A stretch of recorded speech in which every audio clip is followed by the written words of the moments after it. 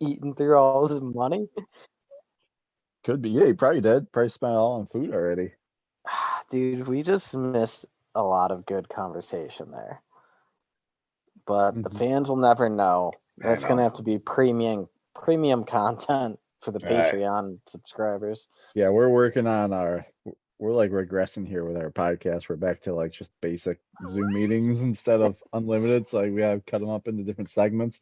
During football season, we'll upgrade back to the pro package and get these for get these unlimited ones. All right. So you ready to start talking? Going through some of these draft picks here.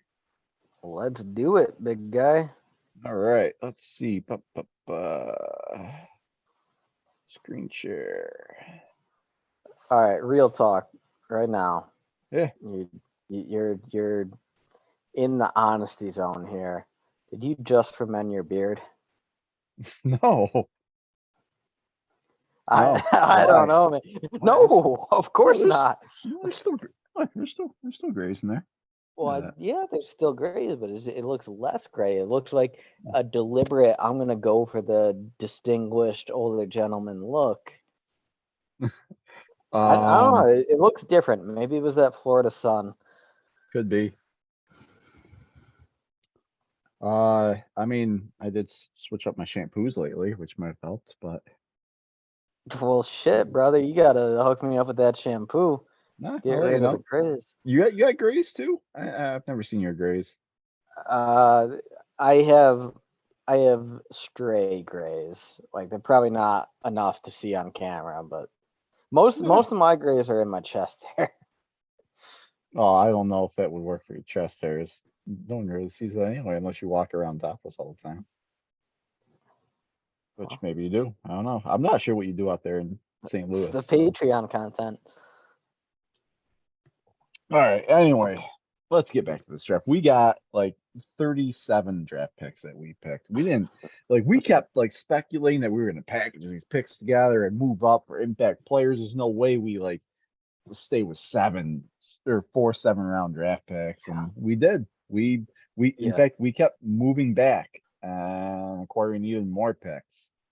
No, I mean that really surprised me to keep 4 7th round draft picks. It's crazy. Um, but I think we're just like we're going with a total youth movement, and like we're still in cap hell this year and next year. So we're like, all right, let's get as many cheap contracts as we can That's and hope we hit on one of these guys. yeah, it's kind of where we went with this. We'll go through each of these picks and kind of like look at some different videos at least for the first couple days here, and yeah, our first round pick, we stayed pat at 13, made no moves, and we took Lucas Van Ness. He's going to be a linebacker, defensive end, edge rusher basically for us out of Iowa. Um, I mean, I didn't love the pick when it came through, but I didn't hate it either. It wasn't who I thought we would go with, but the more I looked into him, the more I warmed up to it. Real Yeah, young. I mean, I liked the pick. I mean, we when we were doing the draft podcast, like you know that I was kind of pounding the table for Broderick Jones, the left tackle that the Steelers took with the very next pick. Um, but if we weren't going to go in the offensive tackle direction, you know, I think Van Ness, um, he's got a ton of potential.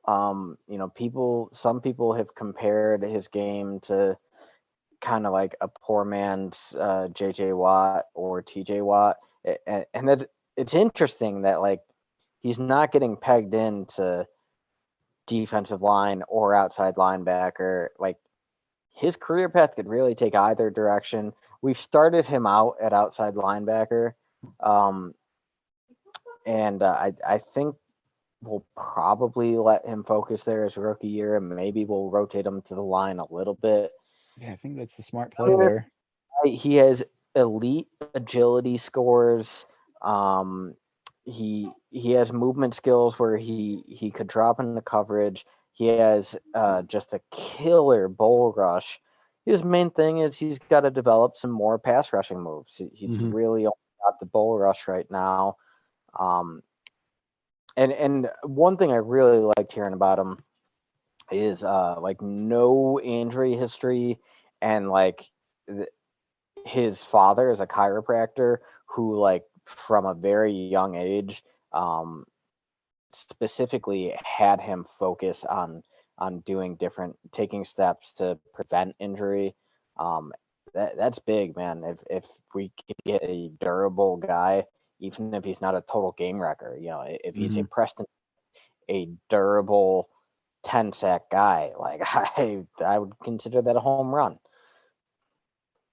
Same what yeah, same. I think he's got plenty of years to like develop. I don't, and we don't have to rush him either with Preston Smith, as you said. So he's gonna just kind of be that Rashawn Gary type. I mean, he'll probably play a little bit more than Rashawn Gary did, given that Gary's coming off that injury and stuff. But um, yeah, you just can't go wrong with taking edge rush, like high prospect rushers early. Like it's a smart play. Them and offensive tackles or quarterbacks. Yeah. Like those are the three that you just kind of can't go wrong with. Like you invest early in those because there's only so many of them, and you don't win in today's NFL unless you have good players at those three Yeah. positions. So And it was interesting. I was reading an analysis of Gutekunst's drafts since he took over, and when you combine that with his free agency activity, it's just clear as day that besides quarterback, edge rusher is like the one position that he values most. Like mhm. Goot is always stocking the edge room, always going for high potential guys, even if they might need a little bit of time to develop. I like the Van Ness pick. I think he might not light it up for us this year, although I do think he'll be a big contributor. But I bet you by next year we're talking Pro Bowl potential for him. I mean, that would be ideal, right? That's kind of the ceiling right there. Yeah, let's kind of watch some tape on him and just see what Goot saw on tape. So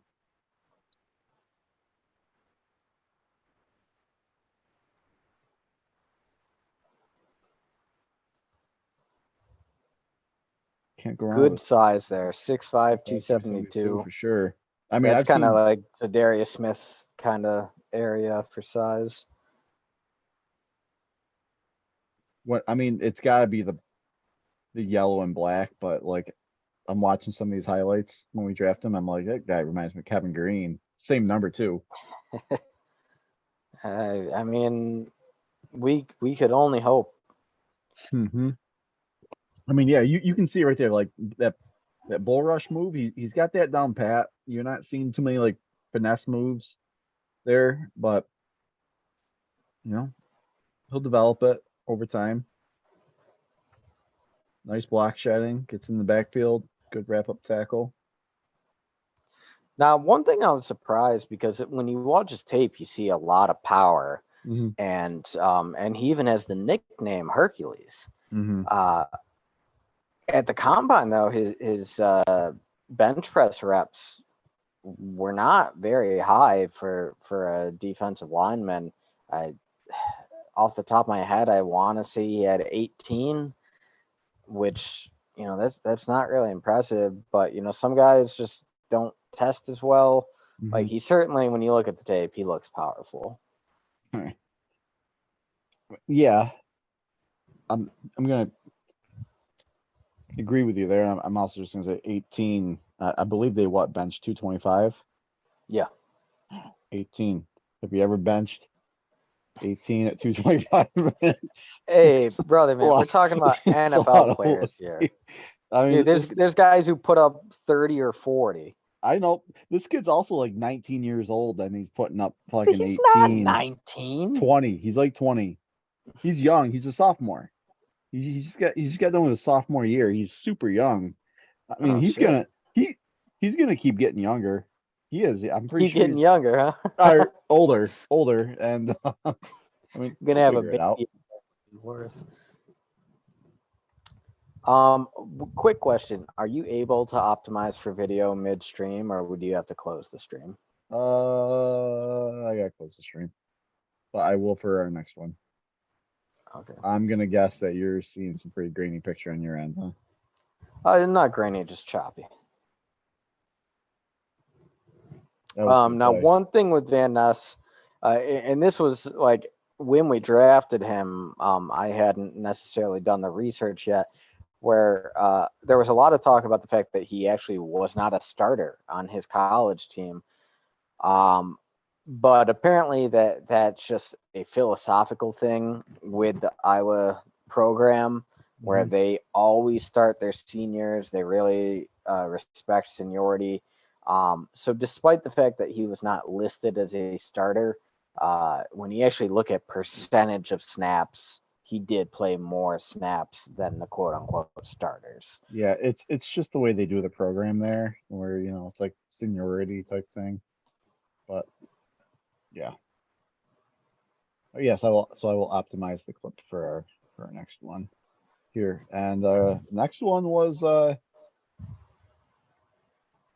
potentially surprise selection. I'm not sure about you, but not who I thought we were gonna go with. I Not can too. tell you this, on draft night, I was not happy. Yeah, I do remember we took Luke Musgrave, Yeah. tight end of Oregon State. I mean, there were still.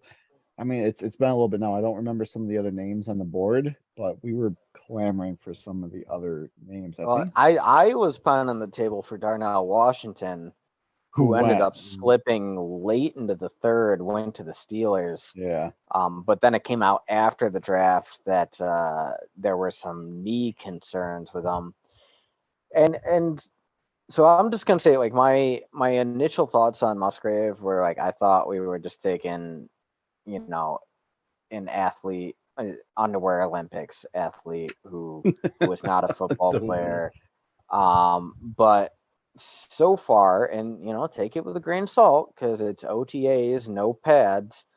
But he's been making a ton of splash plays, and like our defenders, like multiple Green Bay defenders, have commented on his speed. Um, Luke Musgrave has been making an impression thus far, and has kind of taken the bull by the horns as Mhm. far as like he's claiming that number one tight end spot. Yeah, I don't think I think it's going to take him a while. It takes most tight ends a while to come round in the form, and I think you're going to see Tucker Kraft probably get some more playing time than him early on, more than Luke, at least in year one. But I think Luke's got the much higher ceiling, and he's way more of the receiving type of threat there. Well, yeah. So the way that I see it is, I think Tucker Kraft is going to be that traditional inline tight end. Musgrave, I suspect, and this might actually allow him to make a quicker impact. I think we're going to kind of make him our Alan Lazard replacement. You think so? Make him like the big jumbo slot kind of receiver who does some blocking, but his primary responsibility is receiving. And I think that might actually allow him to make a quicker impact because he'll have less on his plate. This should be better, so I just optimized it for you.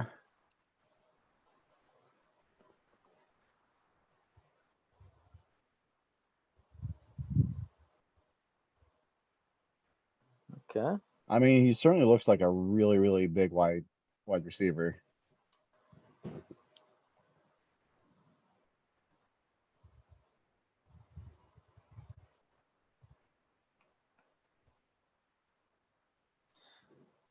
And so Musgrave was he was kind of the first pick in what ended up being a theme for this draft. He was a guy who he started the year on fire, just putting up monster stats in his like first 2 or 3 games, and then he got hurt and was out for the rest of the year. Um, but prior to that, he had a good year, and we kind of made it a theme in this draft of guys who had a bit of a down year in 2022, but had shown elite capability before that, and it almost seemed like a deliberate choice by Gutekunst of like we're gonna take a gamble that these guys showed they could do it once, and we're hoping we can get high value based off of a down year, whether that was injury or change in offense or whatever the reason they had a down year. But at one point in time, they showed they could have elite production. Mm-hmm. I mean, he's got the chops, it looks like. He's got the size, he's got the speed, finds the soft spots in the zone there. I mean, he does look like a raw prospect still. Like it's going to take him a while to really come around. It's year 3. I think we start seeing some solid, consistent contributions, and in year 1 and 2, you might just see some, a play here, a play there, where he just shows some flashes. You would hope so. Yeah, and I mean, it wouldn't surprise me if with as young as our receiving core is going to be, if we just do a lot of get the ball in their hands and see if they can make a play with yards after the catch stuff. Because I mean, watching this tape, one of the things that's really standing out to me is he has some serious size. Like he looks like a man among boys out there. So you do a little dump off pass or a screen or something, he might be able to break some tackles. And he does have serious speed for a man of that size. So you break one tackle, that could turn into a chunk play. I mean, he does kind of have that similar frame to like a Travis Kelsey, which I kind of feel skittish even throwing it out there because he's. I mean, there's only one Travis Kelsey. Let's be honest here, but he can be just a solid contributor. He opens up the playbook so much more. He takes the pressure off a lot of other guys. So, see, I'm trying to think. Honestly, looking at his body frame, who he reminds me of is none other than Jimmy Graham, who was one of Gutekunst's first big signings. And unfortunately, that didn't work out because Graham was kind of at the end of his career and just ended up dealing with some injuries and wasn't his former all pro self. But, maybe Gutekunst, like, maybe that's a type that he wants out of a tight end. Our red zone offense was not good last year. We might just throw some jump balls to Luke Musgrave this year and see if he can come down with him like Jimmy Graham used to. That might just have to be his role. So if it is, then all right, that's his role. Then let's see. So let's move on to our next guy, which is going to be a really surprise pick, at least for me on draft night, which is going to be Jane Reed. Yeah. I didn't see us going receiver here. At least not Jane Reed either. Like the size profile, I feel like isn't typically what Goot goes for, even though he did take Amari Rodgers a couple years ago. But that didn't even work out for him. So surprise here, but we take the speedy slot receiver who can play outside too, theoretically, in Jane Reed. Yeah.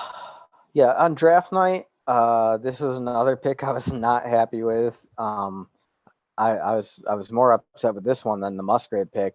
But looking back, that was really had more to do with I didn't know much about Jaden Reed. I hadn't really heard his name before, hadn't watched any tape. Since then, if I had to just like quickly summarize my impression of him, without diving into all the details, is we're trying to get a new Greg Jennings here. It's a great example. I didn't even think about that. Yeah, I could totally see that. I could see. Do you think so? Greg Jennings came out and contributed. And strong rookie year. Yeah. Do you think Jane Reed has the same ability here? Or? or what? I think he's gonna have every opportunity. Because like I said earlier in the recording, his primary competition for that number 3 spot right now, obviously Watson and Dobbs are going to be our 1 and 2. Number 3, it's between Reed and Torre. Or it's Samori Torre. He Mhm. was a 7th round pick last year. Now, by all accounts, he's been impressing coaches this offseason. Put on like 12 pounds of muscle, just looking real good. And he showed some promise last year. But still, we're talking a 7th round pick. Reed's a 2nd round pick. He's going to have the opportunity to come in and play that slot role, which is a huge role in every offense. You could you see himself carving out like a number 2 role by the end of the year, maybe? Or do you think he's kind of capped at number 3? Like, are you sold on Dobbs as being a locked in number 2 for us? Um, it's an interesting question. I could, yeah, I could see a possibility where Reed ascends to that number 2. Um, I think he's definitely faster than Dobbs. Uh, that said, Dobbs came in and was really impressing early in his rookie year before he sustained injury. Um, and that kind of slowed him down. And now to start this offseason, by all accounts in OTAs, Dobbs was Love's go-to guy. Mm-hmm. So I still have high hopes for Dobbs. I think he could really be like that. I need a first down possession sort of receiver. Reed, going back to my Greg Jennings comparison, I think he could really make his hay on yards after the catch. We might just do some simple slants to him, some bubble screens. He could probably be a jet sweep guy. I think we want to get the ball in his hands and see if he can make someone miss and take off. Yeah. Do you? So, did Nixon do punt returns for us too last year? Uh, Not at first, and then he started to by the end of the season. So, Jaden Reed was like a pretty prolific punt returner in Yeah. college. I will be interested to see. So, we just gave Nixon a new contract to be our returner, but I'll be interested to see if we don't at least like. There's a chance maybe we see Reed back there sometime on punt returns. I think if you're going to give Nixon a $6 million contract, he should be doing punt returns and kick returns. But we're also paying him to potentially be our starting slot corner for $6 million. So it wouldn't surprise me to potentially see Reed taking some punt returns too. At least definitely in preseason. It's definitely something we're gonna try to see. He played great as a punt returner. So Yeah, I uh, mean, it's certainly a nice problem to have multiple potential quality returners. We haven't had that in years. Uh, I would, I would like to see Nixon back there, especially since kickoffs, the new rule changes make them, it's kind of not as much of an advantage for the receiving team. I feel like that makes punt returns even more important. Kind of makes it like the last place where it's a level playing field for special teams. But yeah, dude, given this organization's history, you sign them to a contract, not like a big contract, but it's a solid contract. We might end up wanting to protect him and view him as like defense is his main role now. mhm. Yeah, I could see that. I can totally see that. I mean, I'm watching some of these highlight videos on here. I mean, he's a good route runner. I think his speed really shows up on tape. Hmm. Whereas like his combine numbers, his official number was in the 4.4s. But word is that Green Bay unofficially timed him at a 4.37. And you look at the tape, I think that 4.3 speed shows up. Um, And yeah, he Yeah. is he's smooth with his route running. Like his hips, Yep. he just transitions well. It's not like he doesn't have any like awkward breaks like MBS used to. His routes just never seem natural. Hmm. Reed, like he doesn't seem to be losing any speed when he shifts his hips. I mean, he he really fits that new mold of these like young, quick, shifty receivers. Like every team seems to essentially have one now. So I mean, kind of started there with like Kansas City, kind of with Tyreek, but then even they kind of replaced Tyreek with who's the Giants receiver that they traded for there, the small one. Kadarius Tony. Yeah, like every team just kind of has these small, shifty receivers now. So Green Bay's got one now too. So we'll see. That's a great catch and run there by Reed. And I will say he's not that small. I think he's 5'11", which also happens to, I believe Greg Jennings was 5'11". Was he really? Um, yeah, Jennings was a bit shorter, but he had a thicker build Dang, because Greg I Jennings think was 5'11". Yeah. yeah, I think he was. I want to say Jennings was actually over 200 pounds. And to me, honestly, like when I look at receivers, I don't care as much about height, unless they're like really short. To Hmm. me, it's more about weight. Like how thickly are they built? Can they sustain a full season? Because like there's a lot of receivers now where you're looking at a 170-pound receiver, and I just got a general rule of thumb: I would never draft someone who weighs less than me. Yeah. Touche on that.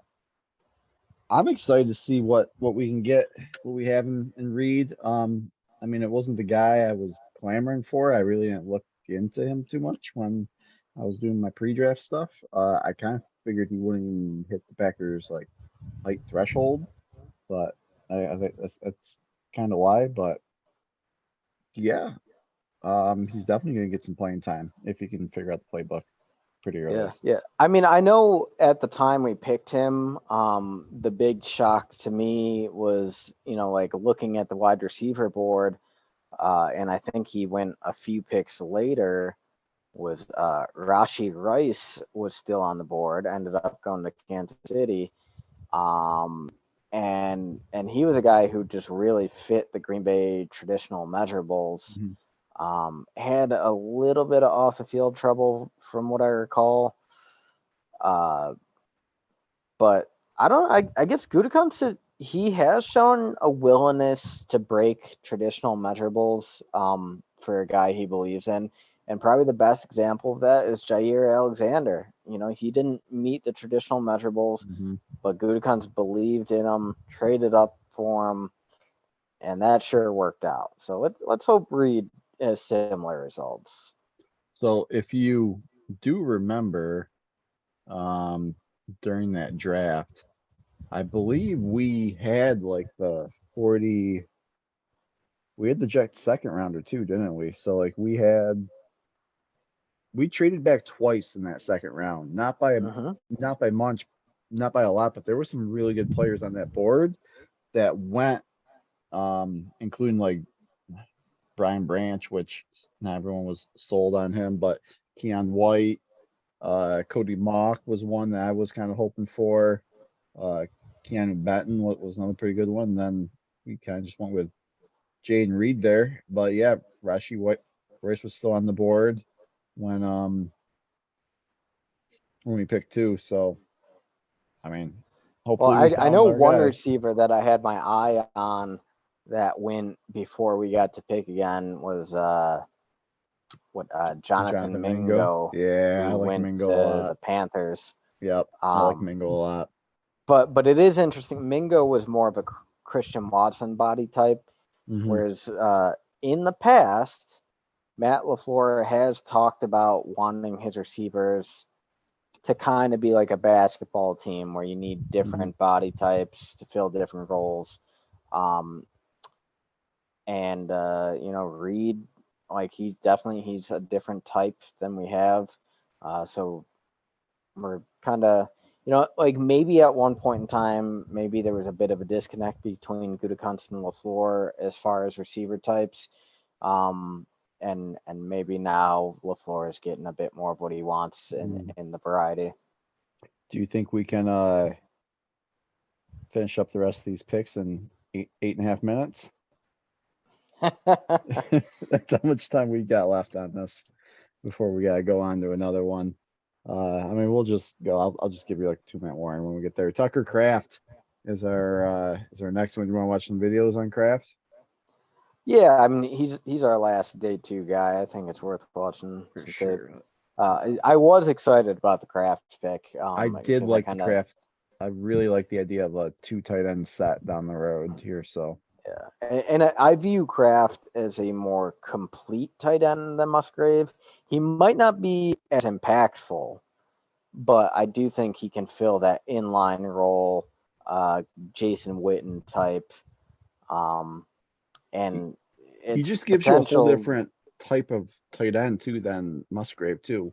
So Yeah, they can complement each other perfectly. Yeah, no, I you can already see he's a much bigger tight end than Musgrave is. He's just stockier, yeah, he's not thickly as built. quick, not as shifty, but he can still catch, he can still run routes. Definitely Well, gonna so one of the things with him is, he's not the shiftiest guy, but he actually is pretty good with yards after the catch. he's gonna be a tough guy to bring down when you get the ball in his hand for Hmm. sure. Good blocker. I Yeah, think this dude, pick and all but I think that's going to be his best opportunity on the team this year. Is blocking. Yeah, I mean Degora is going to be playing more of an H back role, Hmm. so it's kind of Kraft has to beat out Tyler Davis. Like, can you block better than Tyler Davis? Yeah, I think that's pretty reasonable. Do you think Tyler Davis starts the year off as our number one tight end, like week one starter?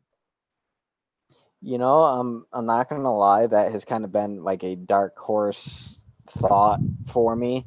Um, would I, not surprise me, but I I think by don't like week 3, he's probably down the bottom of the depth chart. I don't know. I don't see us starting our rookie tight ends in year one, but I mean maybe. I think it all kind of depends on how well they pick up the playbook in their rookie year. But Tyler Davis has been in our system for a couple of years now, so I mean he's got some pretty decent speed for being a big guy. So Well, and he's showing like you need to wrap him up. Like yeah, looking at him, he'll break a tackle if you're not coming with two arms and wrapping. I'm excited about these 2 tight end sets with these guys. So A I lot, can see a lot of lot of screen Musgrave. passes to him I to can see Kraft. Musgrave doing a lot of like lining up as a tight end, and then we like move him out wide as like a receiver. I think we do Mm-hmm. that a lot. Mm-hmm. Yep. A lot of Nice stiff arm options. there. Double stiff arm. Damn. How much say do you think LaFleur had on these tight end picks here? You think this is something that LaFleur's been wanting for a Oh, while? I absolutely think LaFleur has wanted this for a while. You go back to when he was the offensive coordinator in Tennessee, the year before we hired him as head coach, and he made Jonnu Smith one of the top tight ends in the league. He was the Hmm. number one receiving option in Tennessee, and the offense revolved around Derrick Henry as a runner. And Henry was not like considered an elite runner yet. Like Hmm. Lafleur, if I would actually be interested. I would have to go back and look at the exact years of his career. I think LaFleur might have launched Henry into like the top tier running backs. I I would have to go into that and look as well, but I think you're probably right on that. Yeah. I would think Um, you're right on that. and then LaFleur, like one of his kind of like hand selected picks was AJ Dillon, who at the time like we're Hmm. like, all right, this is our Derrick Henry. And that hasn't necessarily worked out, but I think Dylan has been put in a hard place with all the shotgun runs. We're If gonna we need just a lot. just put him We in the need a I lot more from him formation this year. and let him get ahead of steam, I think we're going to see a much better AJ Dillon this year. Yeah, we're gonna need a lot more of him. I also think that Aaron Jones is set for a monster year this year. We're gonna use Aaron Jones a lot this year, and Yeah. I think since we're under 3 minutes, it's gonna be a good time for us to stop part two, and then we'll pick up with part three and finish up the day three picks, and then just take a quick look at probably some of our division rivals, discuss them, and get ready for the go home queue after that. Yeah, So yeah. And I think it's fair to say now that we've gotten to day 3, probably not going to watch tape for the rest of the we'll guys. just talk about them Yeah. for sure. All right, stay tuned for part three.